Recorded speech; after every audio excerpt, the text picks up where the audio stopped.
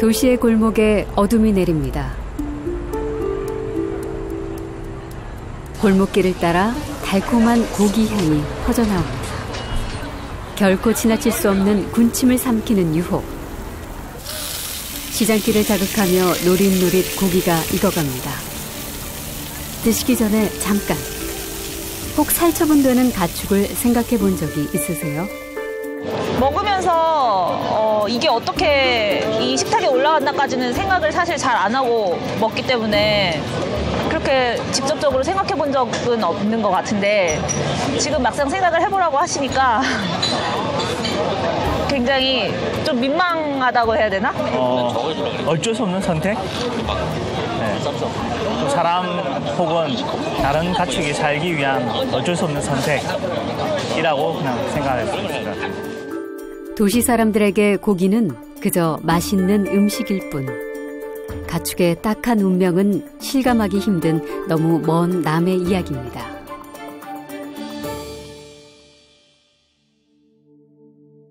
하지만 농부들은 다릅니다. 유소윤 씨 부부에게 닭은 자식이나 마찬가지입니다. 고생했어. 오늘도 고생했어. 건드리면 스트레스 받아. 지금 안 날려고 준비하고. 알았어. 얼른 나. 얼른 나. 자식 같은 닭들을 지키려다 소윤 씨 부부는 그만 범법자가 되었습니다. 영가빠, 군산 직원에서 뭐 또 날라왔네? 이거 가축 전염 예방법 위반 그거 날라왔는데? 뭐 어떻게 하다고? 뭐 이거 와서 재판 받으라는 얘기인가? 뭐 나는 잘 모르겠는데 이게 소환장. 보려면 가야지. 출석. 우리가 힘 있냐? 보려면 가야지. 작년부터 지금 1년 몇 개월째야. 이게 진짜 이거는 사람이 사는 게 아니야. 이게 사람 피를 발리는 거지. 나는 더 이상은 못 버틸 것 같아. 조금만 더 버텨봐. 나 너무 힘들어 지금. 조금만 더 힘들어.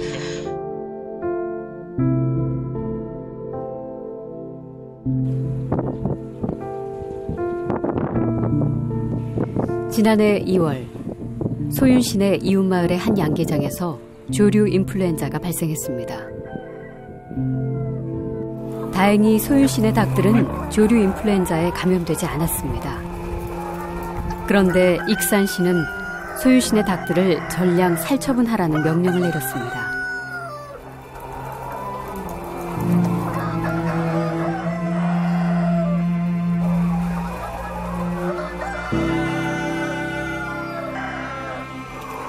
매일 왔었어요. 매일 와서 할처분해라. 그건 안 되면 뭐 보상을 얼마 하겠다. 계속 보상 문제로. 그리고 안 되니까 시의 그 고위 간부께서 그러더라고요. 직원들한테, 많은 직원들 앞에서 이 사람들 다른 직업 찾아주라고.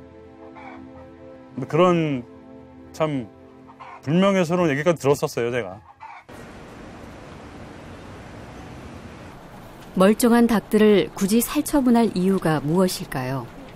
익산시는 가축 전염병 예방법을 따랐을 뿐이라고 합니다. 한 농가만 살처분을 하고 이제 지켜봤거든요. 이제 나머지 3km 이내는 이제 관리 지역으로 지정을 해갖고 지켜봤는데 일주일 후에 두 농가에서 이제 동시에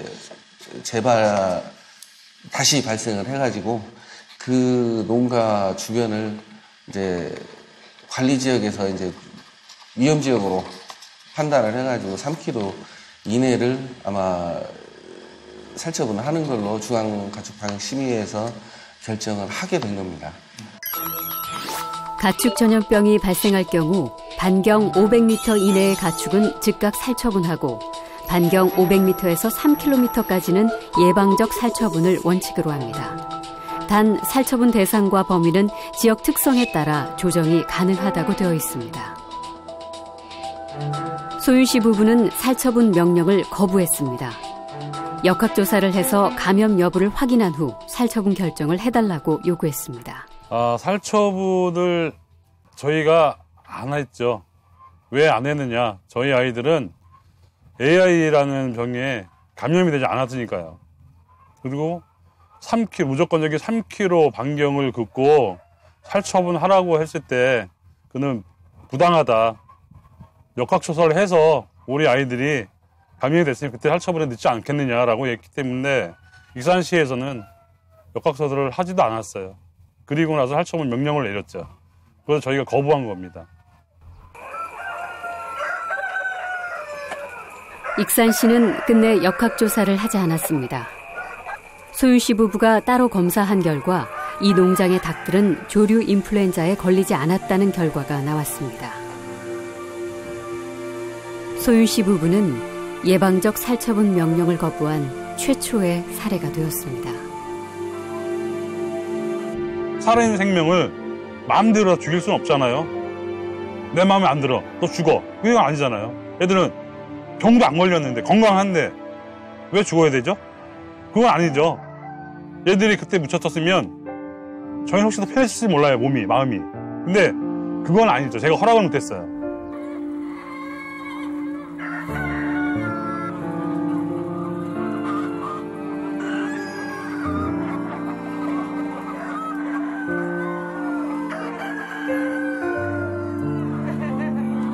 수많은 닭들의 생명을 지켰다는 기쁨도 잠시. 소윤 씨 부부는 가축 전염 예방법 위반 혐의로 기소됐습니다. 소윤 씨는 법원에 살처분 명령을 취소해달라는 소송을 제기했습니다. 결과가 어떨 것 같습니까? 저는 모르겠어요. 어떻게 될지는. 저는 이게 좋은 방향으로 흘러가서 저희 같은 이제 양계 농가가 다 같이 살아야 되는데 저는 제가 재판관님이 아니라서 모르잖아요. 네. 이 재판은 축산농가와 동물보호단체의 비상한 관심을 모았습니다.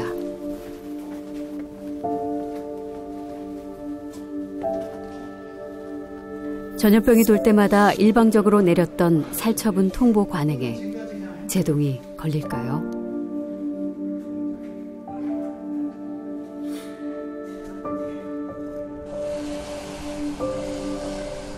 살처분이 본격적인 관심사로 등장한 것은 2010년. 경북 안동에서 발생한 구제역이 전국 각지로 확산되면서부터였습니다. 당시 발병 농가는 물론이고 인근 마을까지 봉쇄됐습니다. 총없는 전쟁이죠. 이렇게 되면 우리한테는. 축산인한테는 총없는 전쟁이랑 똑같은 거지. 하늘에 맡기고 이거는 뭐 하늘의 뜻이고 이거는 뭐 나 혼자 잘해서 된 게 옆집도 잘해야 되고 면회도 잘해야 되고 다 잘해야 되니까 그거는 재앙이에요. 한마디로 말해서 재해고 재앙이에요. 예방적 살처분이 사회적 이슈가 된 것도 이때. 인근 농가의 가축까지 살처분하면서 약 348만 마리의 소와 돼지 등의 가축이 살처분됐습니다. 구제역, AI와 같은 가축 전염병이 돌 때마다 살처분이 실시되면서 살처분 정책은 가축 전염병을 퇴치하기 위한 정석처럼 알려졌습니다. 그렇다면 살처분 정책은 언제부터 시작되었을까요? 16세기서부터 우역이 이제 그 우역이라고 하는 굉장히 급성 전염병이 유럽을 전부 다 이제 휩쓸거든요. 그때부터 사람들이 좀 이제 뭔가 새로운 방식이 필요하다고 생각을 하게 돼요. 그래서 란치시라고 하는 그 의학자가 그러니까 사실은 교황의 주치의였는데 이 사람이 로마 지역에서 퍼지고 있는 우역에 대해서 대책을 좀 세우라는 명령을 받게 돼요. 우역은 치사율 80% 이상의 급성 전염병. 재앙을 방지하기 위해 란치시가 고안한 것이 감염된 소를 죽여 바이러스를 차단하는 살처분이었습니다.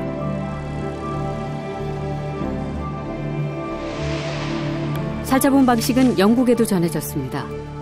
당시 영국이 살처분 농가에 대한 보상 정책을 실시하면서 살처분은 국가 제도로 정착했습니다. 살처분 정책 같은 경우에는 누군가의 재산을 빼앗아서 이제 죽여야 되는 거거든요. 그렇게 될 때는 그냥 개인이 누군가가 내 그 개인 농장주가 결정할 수 있는 게 아니라 국가가 결정을 해야 되는 거고, 그렇게 됐을 때 보상을 해준다든가 아니면은 그 다음에 그 손해를 입은 사람들이 더 살 수 있는 방식들을 만들어준다던가 이제 이렇게 하면서 이 살처분 정책, 그 다음에 보상 정책 이런 게 차례차례 이제 발전을 하게 됩니다. 400년 전 궁여지책으로 실시한 살처분 정책은 과학이 발달한 오늘까지 신화처럼 군림해왔습니다. 다수를 위해 소수가 희생되어야 한다는 논리입니다. 아니 내 농장 내 맘대로 그나두는데 신나대로 먼저 안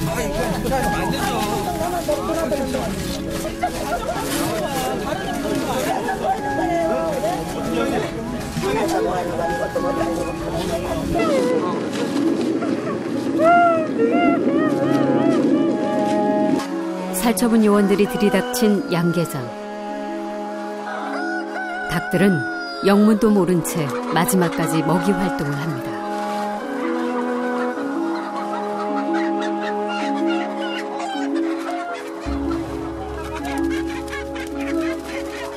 자루에 담기기 직전 살려고 몸부림치는 닭들. 하지만 살처분의 운명을 되돌릴 순 없습니다.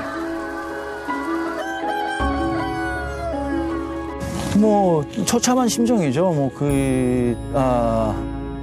한마디로 말씀드리면은 원폭당한 심정입니다.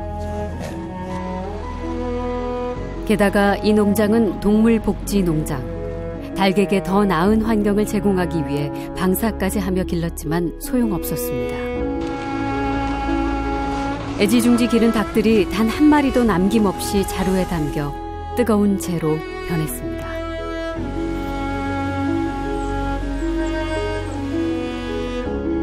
그로부터 4년 후 홍 사장은 살처분 보상받은 돈으로 다시 병아리를 들여와 농장을 키웠습니다. 자식만큼이나 귀하게 기른 닭이지만 언제 또 몽땅 잃을지 홍 사장은 늘 불안합니다. 홍 사장은 과연 살처분이 가축 전염병의 유일한 해법인지 의문이 생겼습니다. 단지 외국에 있는 정책을 우리나라 현실에 맞지 않게 외국어를 우리말로 번역해서 온 것 같은 그런 이상한 정책들, 현실성 없는 정책들. 정말 이게 우리에게 맞는 정책인지를 생각을 하고 현실적인 정책인지 또 이것들이 국민을 위하고 소비자를 위하고 생산자를 위한 정책인지에 대해서 정말 심각한 고민을 하고 정책을 만드셔야 될 거라고 생각합니다. 살처분 문제는 홍 사장만의 숙제가 아닙니다. 축산농가와 현장에선 살처분 정책을 근본적으로 개선하자고 여러 차례 촉구해왔습니다. 우리나라는 2000년부터 OIE, 즉 세계동물보건기구의 살처분에 대한 국제표준 기준을 적용해왔습니다. 국제표준을 그대로 받아들이다 보니 살처분 뉴스의 영상까지 왜곡과 흡사합니다. 국제표준형 자체가 과연 어떻게 형성이 되었고 결정이 되었는가에 대한 고찰이 좀 있어야 되는데 거기에 대한 고찰은 없는 채로 국제표준형은 아마도 굉장히 객관적일 것이다 라는 전제를 하고선 받아들이는 문제가 있는 측면이 있죠. 육식을 즐기는 것은 전 세계적인 현상입니다. 다른 나라에서는 살처분을 어떻게 받아들이고 있을까요?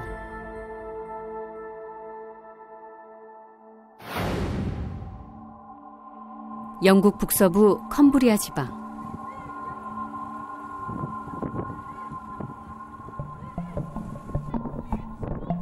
와치트리 공원은 젊은이들 사이에 산책을 하고 자전거를 타기 좋은 곳으로 알려져 있습니다.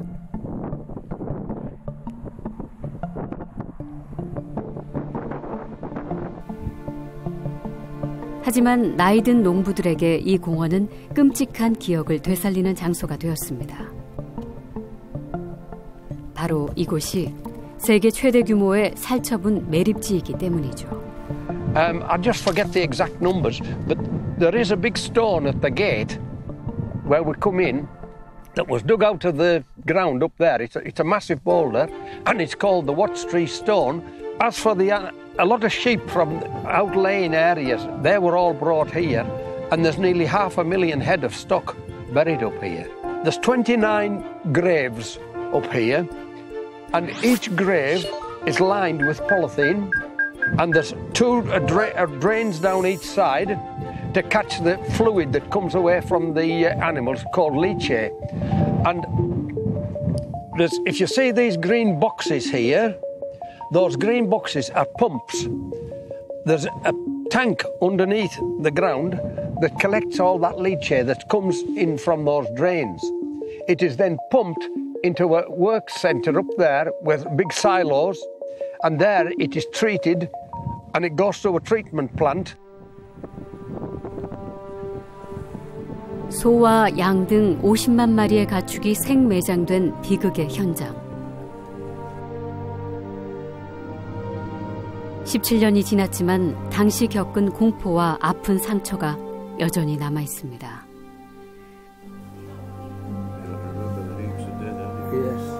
컴브리아 지방에 구제역이 창궐한 것은 2001년. 마을마다 살처분한 가축을 태우는 연기가 피어오르고 악취가 진동했습니다. 농부들은 가축을 지키기 위해 농장을 차단하고 외부인의 출입을 막았지만 소용없었습니다. 살처분 명령이 떨어졌고 소와 양들을 사살하는 총소리가 요란하게 울려 퍼졌습니다. 가축의 죽음에는 기름을 끼얹고 불을 질렀습니다. And I know it's the worst night of my life, sitting in my house, listening to them shooting all this stock, thinking this is going to be me tomorrow, because they would have come and taken me out, because I was so near.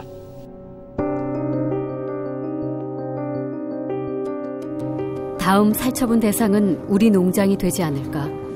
농부들은 문을 닫아건 채 공포에 떨었습니다. 당시 정부 관리와 수의사들이 농장을 돌아다니며 살처분 여부를 결정했습니다. 암스트롱 씨네 농장도 애군을 피하지 못했습니다. He said, "Look at this." And these cattle were, they couldn't stand still. Their feet were sore, and they were salivating at the mouth. And he said, "Dad," he said, "We've got foot and mouth." I said, "Well, it looks like it, Martin, but how can we have got it?" He said, "Well, it doesn't really matter." And he'd never seen it. At that stage, Martin was only about 28 or 29 years old. He'd never seen foot and mouth disease, but we knew then. And I think there was a certain amount of denial at the start, but however, it was confirmed. And then it took us until Tuesday to slaughter the cattle. Well, you see, these cattle were all the time, they were sending the virus out into the air. So, yeah, it was all too slow.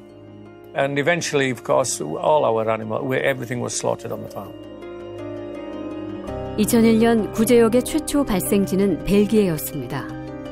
이 구제역이 유럽을 강타한 후 바다를 건너 영국 북부 컴브리아 지방까지 휩쓴 것입니다. 컴브리아는 가축을 방목하는 농가가 많아 구제역이 더 빨리 전파됐습니다.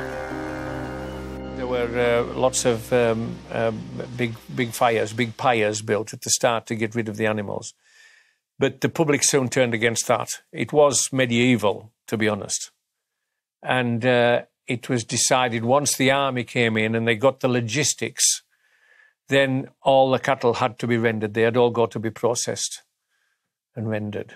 So the fires were quite horrible, but they were only for a short time. In the morning, you used to come out because there was, around the hillside, around here, you could see the fires burning. And also there was some fires across here, and depend which way the wind was blowing, but there were some dreadful smells. And how I was feeling, you weren't sleeping right at night because you used to wake up at night worrying about what was going to happen.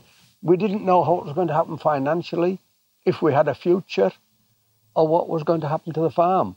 And I actually went out onto farms and put a value on the animals, a market value, before they were slaughtered. And me as only one small person in this whole chain, I did several hundred farms over a 6-month period, day after day after day. 살처분한 가축을 묻는 것도 문제였습니다. 마을마다 매립을 반대하는 시위를 했습니다. 그래서 선정된 곳이 와치트리 들판. 한때 군부대 활주로로 쓰던 이곳에 살처분한 가축을 묻은 것입니다.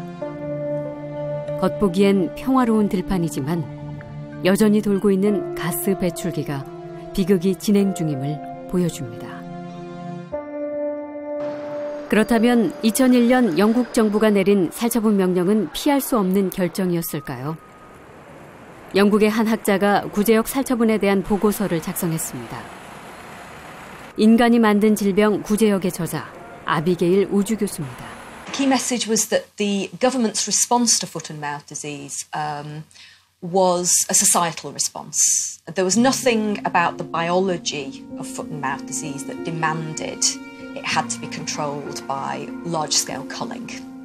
It was a product of discussions that happened at a particular place in a particular time, which represented particular interest groups. 영국의 구제역이 들어온 것은 1836년. 치사율 80%의 우역과 달리 구제역은 치사율이 적게는 5%, 많아도 50%를 넘지 않아 농부들이 지나가는 질병쯤 여기던 전염병이었습니다. 하지만 영국의 상류층 농장주들에게서 구제역도 살처분을 해야 한다는 주장이 나왔습니다. Now, of course, if we go back to the late 19th century when this policy was introduced, the widespread experience of the disease was that it wasn't a particularly serious disease. It didn't kill animals. It did spread very quickly, but animals could recover from it. Also at that time, there was no trading regime. There was no vaccination. There was nothing that demanded culling had to happen. So we had to, it was important to explain then why this policy came about when it did. And I found that it was largely down to the interests of some very wealthy, very powerful livestock breeders who at that time held the balance of political power in Britain. They had the power to make a policy, and because their animals were valuable, they wanted them protected against all disease, not just diseases that killed them. So these pedigree breeders used their power in government to push through a policy that said foot and mouth should be made a government responsibility, and that killing infected animals and the animals that they lived with should be the necessary way of controlling it. 섬나라인 영국은 순수 혈통을 가진 토종 가축에 대한 자부심이 대단합니다. 영국의 서쪽 해리퍼드셔, 해마다 킹턴쇼라는 아주 특별한 축제가 열립니다. 전국 각지에서 모인 농부들이 자신이 기른 가축과 축산 기술을 선보이는 날입니다.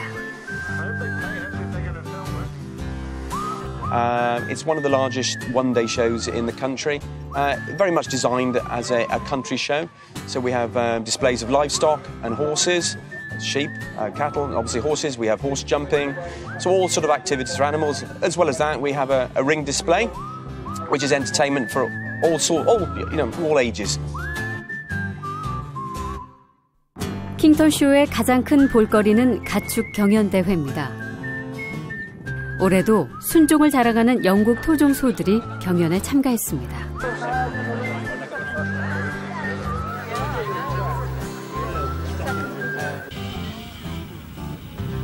Correctness of walking, the width of them, the meat on them, and the top, the loin, the place, but mainly the loin at the top, because that's where the best beef comes from. So.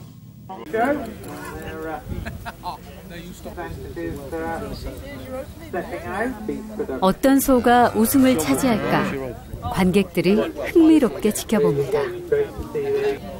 올해 우승을 차지한 소는 웰시 블랙. 웰시 블랙 역시 영국의 고유한 품종입니다. Basically they're on a low input system, so they're fed off grass. So they're slower maturing, so it takes longer time to get beef out of them. So these are traditionally 24 to 30 months old before they're ready, whereas a continental breed is 14 months or something like 16 months. But then they put a lot of food, hard food, which is barley or something like that, into to finish them. So we're kind of extensive, if you understand what extensive means. Yeah. So what, Francis? How much are you proud of British beef, British cow? Yeah, the passion, absolute passion. Yeah, no, they're a fantastic breed. I love it.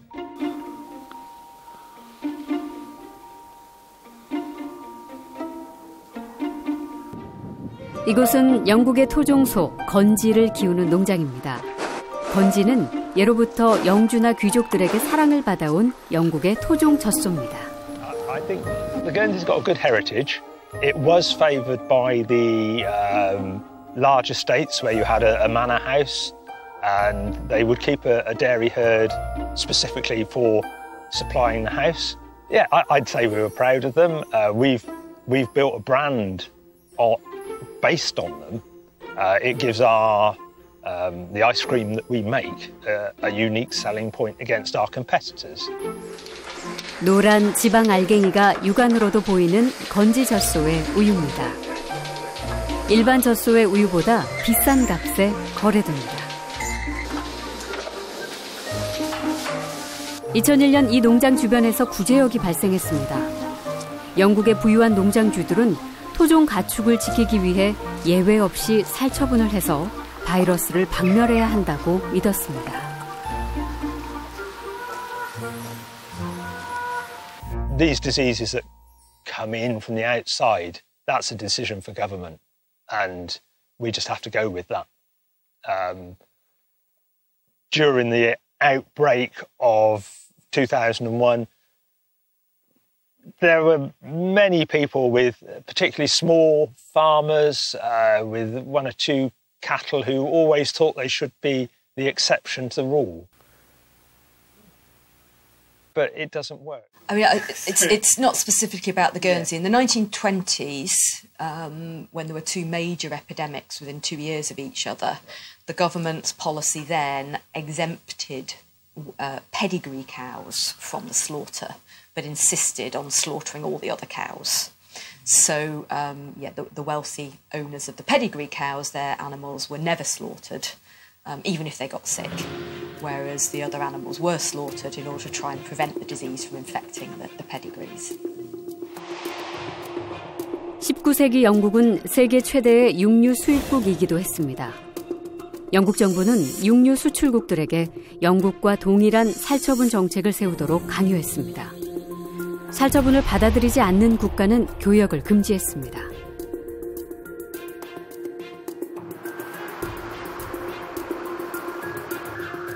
영국에 육류를 수출하는 국가들이 살처분 정책을 받아들이면서 영국의 살처분 정책은 세계적인 표준이 되었습니다.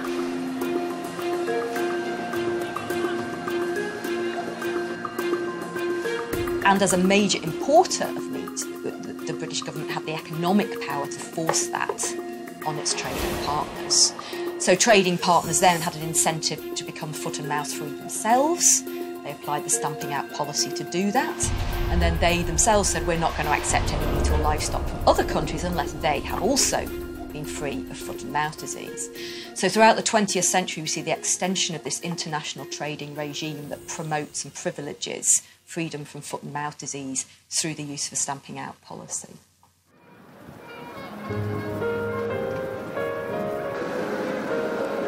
하지만 살처분이 정답이라고 믿지 않는 나라도 있습니다. 네덜란드는 영국과는 다른 방법으로 구제역을 극복해왔습니다.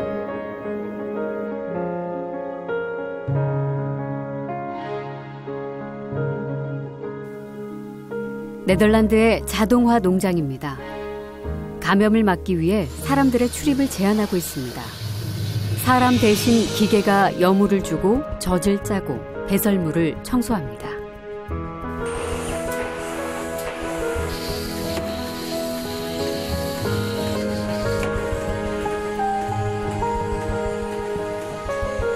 소의 목에 걸린 것은 건강진단장치입니다.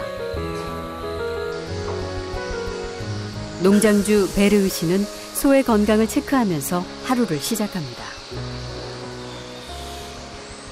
건강진단장치에서 보낸 정보는 베르으 씨의 컴퓨터에 자동으로 입력됩니다. Dus 's morgens als ik opkom, dan is mijn eerste werk, zeg maar, kijk ik in de computer of alle koeien geweest zijn, of dat er zieke koeien zijn, of andere problemen zijn. En dat doe ik 2 keer per dag. Dat doe ik 's ochtends om 7:30 en ik doe het 's middags om 5 uur. 건강진단장치는 소가 몇 번 되새김질을 했는지, 맥박은 어떤지, 몇 걸음을 걸었는지, 우유의 상태는 어떤지 온갖 정보를 수집합니다.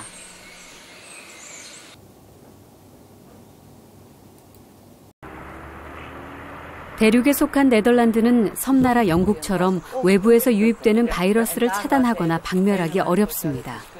그래서 사전에 가축 질병을 더욱 철저히 관리합니다.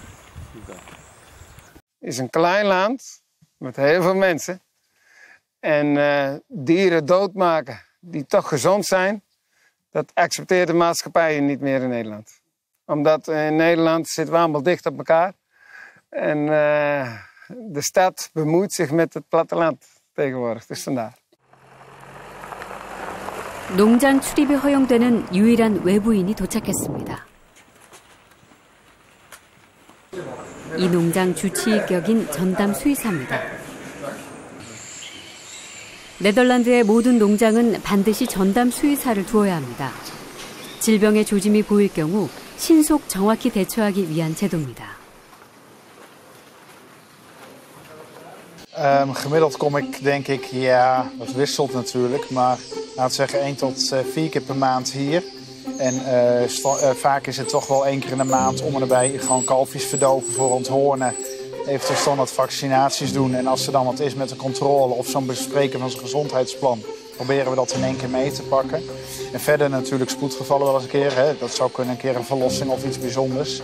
En zieke koeien. Dus als er een keer een zieke koe is, dan, en hij denkt, ik wil er toch graag naar gekeken hebben, dan belt hij en dan kom ik. 영국의 구제역이 휩쓸었던 2001년, 네덜란드에도 구제역이 창궐했습니다. 당시 네덜란드도 살처분을 했지만 이후 영국과는 다른 길을 걸어왔습니다.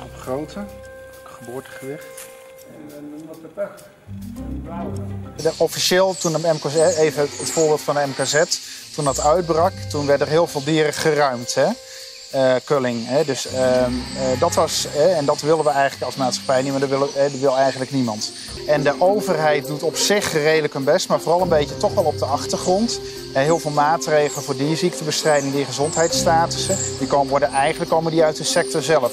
Dus uit de veehouden, dan wel uit de melkfabrieken. En sommige systemen ook weer vanuit ons als dierenartsen. Want we proberen van, nou ja, hoe kunnen we een bedrijf zo optimaal mogelijk met alle managementmaatregelen laten werken. 네덜란드에는 더치 컴파트먼트라는 특별한 시스템이 가동되고 있습니다. 지형과 도로 등 여건에 맞춰 전국을 20개 구역으로 나누어 신속히 바이러스를 차단하고 방역하는 시스템입니다.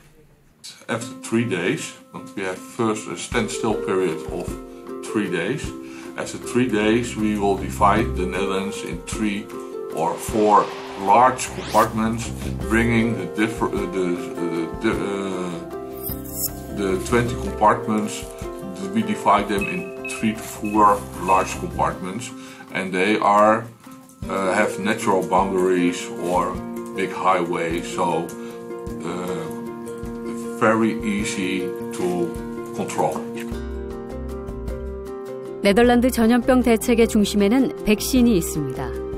전염병이 발생한 구역의 모든 가축에 예방 백신을 주사해 저항력을 키워 확산을 저지하는 링 백시네이션 정책을 도입했습니다. 그러고도 바이러스에 감염된 가축이 발견되면 신속히 살처분합니다. 최근에는 가축을 살리는 백신까지 개발하고 있습니다. If we look to the vaccination strategy of the Netherlands, we are dealing with foot and mouth disease. In the past, we have used vaccination as a delayed destruction. We did a ring vaccination, and afterwards we killed all animals and brought them to the rendering plant.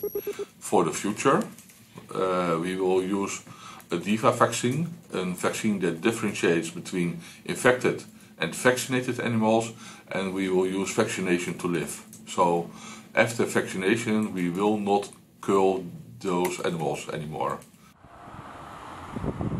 살처분 대신 백신으로 전염병에 맞서기 위해서는 백신의 효능이 절대적으로 중요합니다.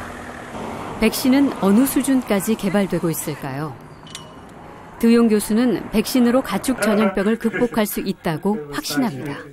Our research is mainly focused on vaccination to eradicate certain infections, either infections that have emerged as outbreaks, avian influenza, foot-and-mouth disease, classical swine fever, or viruses that we want to get rid of, like Oyeski's disease virus, pseudorabies virus, the herpes virus of pigs has been eradicated in Netherlands by vaccination with a marker, a DIVA vaccine. 한국에서는 백신 맞은 고기를 먹을 수 있겠느냐는 부정적인 견해도 있습니다. 네덜란드 사람들은 이 문제를 어떻게 생각할까요? And so it's a very tiny amount which is injected in, I think, in the skin, but you normally discard anyway.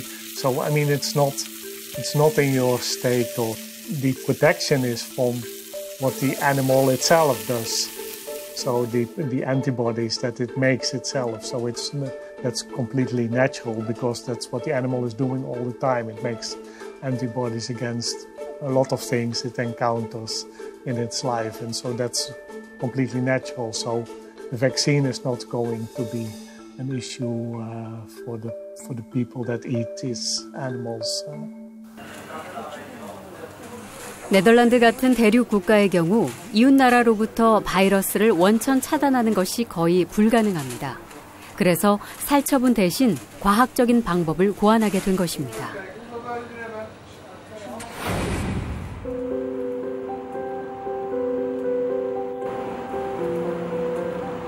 이제 구제역 극복은 시간 문제로 보입니다. 살처분의 본고장 영국에서도 구제역 백신을 개발하고 있습니다.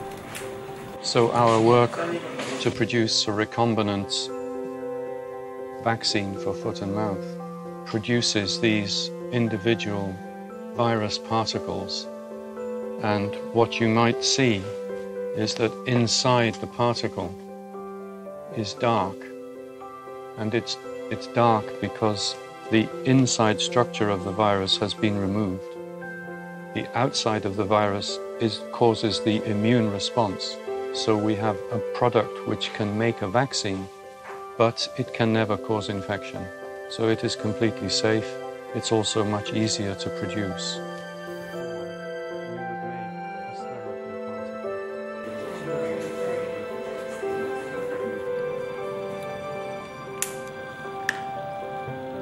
구제역이 돌더라도 살처분을 하지 않고 백신만으로 가축을 보호할 수 있는 시대가 다가오고 있습니다. It is obviously possible to control foot and mouth, as that is done in the Western world. However, you do need multiple aspects in place: the infrastructure, the storage, the diagnosis, and the ability to respond quickly. But if those things are in place, then it is possible to control against FMDV and to keep it out of the country. 남은 숙제는 AI, 즉 조류 인플루엔자입니다. 특히 한국에서는 2003년 처음 발병한 이래 매년 연중 행사처럼 고병원성 조류 인플루엔자가 창궐하고 있습니다. 이 때문에 해마다 수백만 마리의 닭과 오리가 살처분됐습니다. 매립지에서는 침출수가 지하수와 토양을 오염시키는 문제까지 발생했습니다.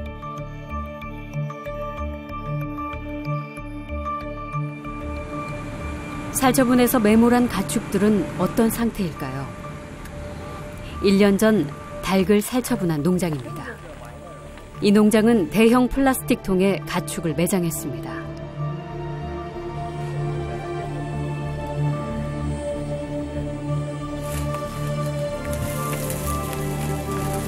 뚜껑을 열자 일찍이 맡아본 적 없는 고약한 악취가 속을 뒤집어 놓습니다. 닭들은 통조림 상태로 썩어가고 있었습니다.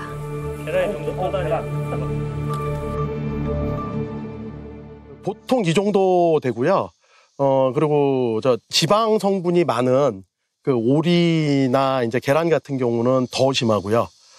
그리고 소나 돼지 같은 경우는 등치가 크기 때문에 저 안에도 통조림 같이 미라화되고 있는 경우도 있고 그렇고 냄새나 가스 수준은 거의 비슷한 수준입니다.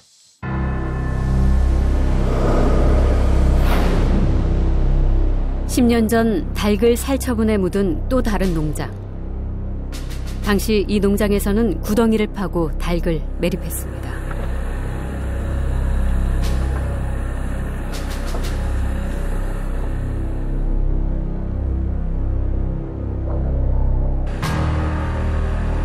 포크레인으로 구덩이를 파자 닭들이 보이기 시작합니다. 10년이 지났는데도 썩지 않고 말라 비틀어진 상태였습니다. 심란합니다. 열 처리해야 되겠는데 미생물로 간단히 하려고 그랬더니 미생물 처리 갖고 안 되겠어요. 열 처리해야 될 것 같아요. 계란 껍질도 이렇게 안 썩고 있는데 플라스틱이 썩겠어요?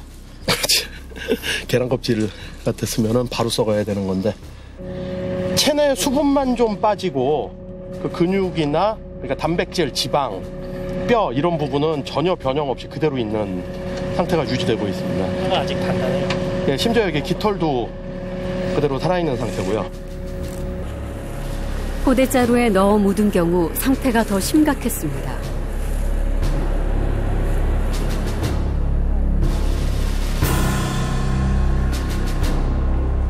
토양 오염을 방지하기 위해서는 사후 처리가 필요합니다. 또다시 인력과 비용이 소요될 수밖에 없습니다.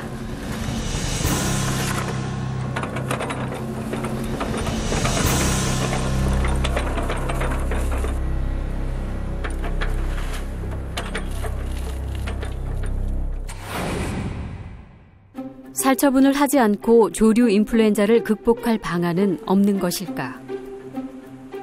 1997년 홍콩에서도 조류 인플루엔자가 발생해 수많은 닭과 오리를 살처분했습니다. 조류 인플루엔자가 성행하는 중국에서 살아있는 닭을 들여오기 때문에 바이러스를 차단하기 어려웠다고 합니다. We found that the virus is very strong because we can find from the birds and the chicken in the farmer die a lot, and some experts told us it will have the fatal of the human beings, and so we are afraid it, and we have a long time discussed. 해마다 되풀이되는 조류 인플루엔자를 살처분만으로 대응할 수는 없었습니다.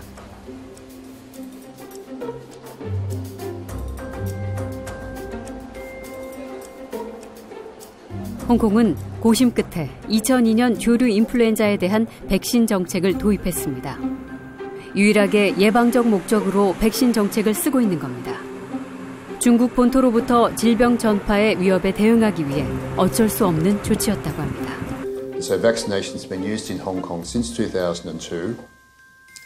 Since full vaccination of all birds coming to Hong Kong from December 2003, there has only been one outbreak on one farm in 2008 between now and today. And that particular outbreak was due to a virus which was an antigenic variant. So there's good evidence to show that as a preventive, the vaccine can be used. 고병원성 조류 인플루엔자는 인수 공통 전염병이라는데 위험성이 있습니다. 한국에서는 살처분 대신 백신 정책을 선택할 경우 바이러스가 알게 모르게 퍼져 인간에게 감염될 위험이 높아진다는 우려도 있었습니다. 홍콩의 전문가들은 이 문제를 어떻게 생각할까요? For me, vaccination helps in that situation. The less virus you have circulating, the less chance you have of human exposure. So I'm a very strong believer in the importance of vaccination in that respect.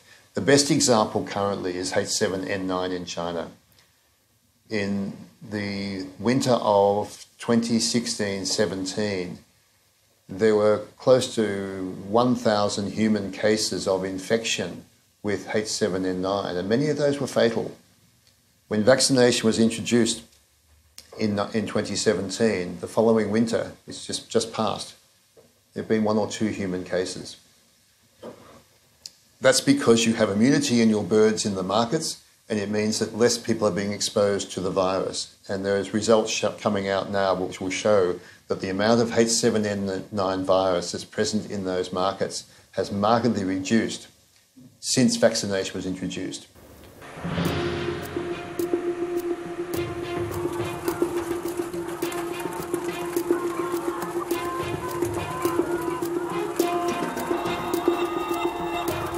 한국은 지금도 여전히 살처분 정책을 고수하고 있습니다. 최근 한국에서도 조류 인플루엔자 백신 정책을 도입해야 한다는 주장이 제기되고 있습니다. 한국에서는 이런 유사한 질병들을 겪어온 사례들이 있습니다. 그래서 저병원성 인플루엔자도 저희가 2009년도까지는 그 양계 농가에서 굉장히 큰 어려움을 겪고 있었는데 백신을 하고서 그 질병 자체가 사라졌어요. 그리고 동남아의 현재 모든 국가들이 다 곤란을 겪고 있는 뉴캐슬이라는 질병도 있는데 그런 질병도 백신과 또 이제 차단 방역을 통해서 사라졌습니다. 그래서 국내 축산 환경이라면 고병원성 인플루엔자도 백신 정책을 통해서 올바른 정책을 입안을 하고 수행을 할 수 있다면 이것도 근절을 쉽게 할 수 있겠다라는 그런 판단을 내리게 되었던 겁니다.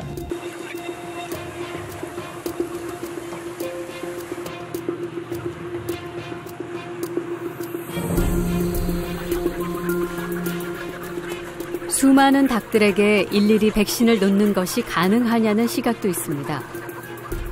하지만 산란계의 경우 이미 다른 질병에 대한 백신을 맞고 있습니다.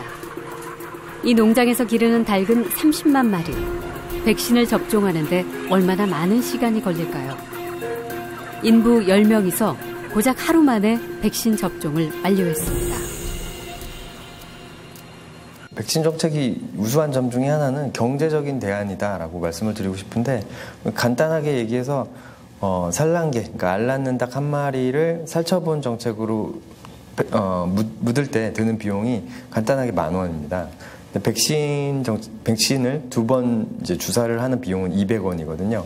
그러니까 200원을 들이면 살릴 수 있는 거를 10,000원에 묻고 이렇게 산업이 정체될 것이냐, 어떤 걸 선택할 것이냐, 이제 비용적으로만 보면 굉장히 백신 정책이 우세하다고 볼 수 있습니다. 살처분 정책은 질병에 감염될 가능성이 있다는 이유만으로 멀쩡한 생명체를 마음대로 죽일 수 있느냐는 보다 근본적인 문제를 안고 있습니다.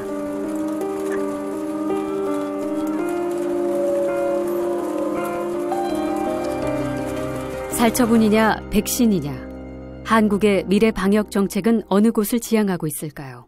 그리고 저희들도 어떤 그런 부분 검토를 충분히 했는데 현재 아까는 설명한 백신의 어떤 한계나 그런 것 때문에 중국도 백신 접종 하잖아요. 근데 발생이 계속해요.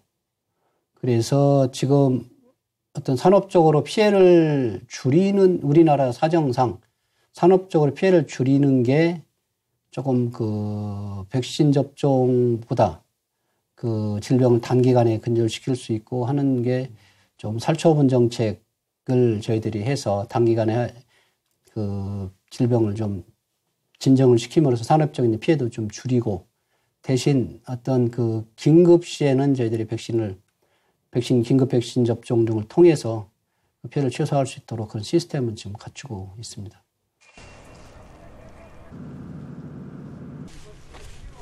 고병원성 조류 인플루엔자는 아직까지 백신의 효능을 믿기 어렵다는 이유로 살처분 정책을 기본으로 삼는다는 방침입니다. 하지만 구제역의 경우 우리 정부도 백신 정책의 효과를 경험했습니다. 구제역 관련해서는 이제 지금 우리가 놓고 있는 백신 O형, A형 그거에 대해서는 이제 방어가 되고 아까 말씀드린 것처럼 최소의 살처분은 불가피하다. 발생 농장은 그건 어쩔 수 없어요.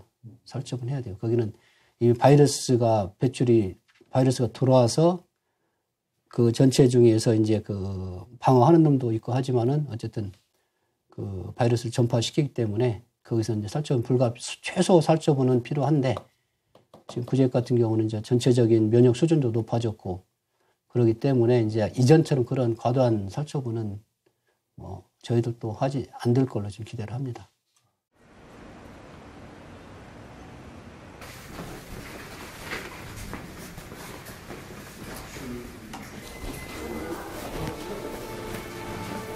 살처분을 취소해달라고 소송을 제기했던 유소윤 씨의 판결이 나왔습니다. 법원은 정부의 살처분 명령이 정당했다고 판결했습니다. 이제는 생명이 아니에요. 너무 많이 죽이고 너무 많은 죽음을 보다 보니까 뭐 죽음을 봐도 죽나 보다. 그냥 당연히 죽였나 보다. 그리고 AI하고 살처분하고 이야기 나오면 국민 여러분들은 아 그냥 나 병에 걸렸나 보다. 그래서 죽였나 보다. 아니거든요. 병에 안 걸려서 죽는 애들이 더 많아요. 그 예방적이라는 말 때문에.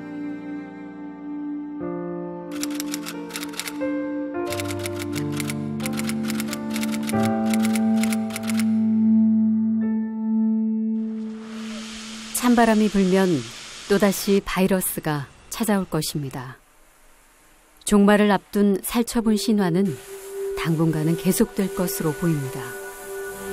살처분 명령과 가축들의 비명, 그리고 농부들의 눈물. 400년 전의 유물, 살처분이 초래한 비극은 언제까지 되풀이되어야 할까요?